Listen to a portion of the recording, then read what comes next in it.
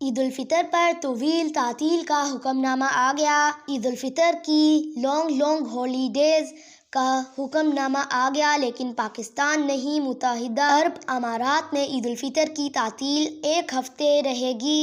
تمام حکومتی اداروں کو عید کی تعطیلات کا سرکولر پیر کے روز جاری کر دیا گیا۔ متحدہ عرب امارات کی کابینہ کی ہدایت کے مطابق سرکاری اداروں میں عید الفطر کی تعطیل پیر 8 اپریل سے شروع ہوگی اور 15 اپریل کو پیر کے روز ملازمین کام پر واپس آئیں گے۔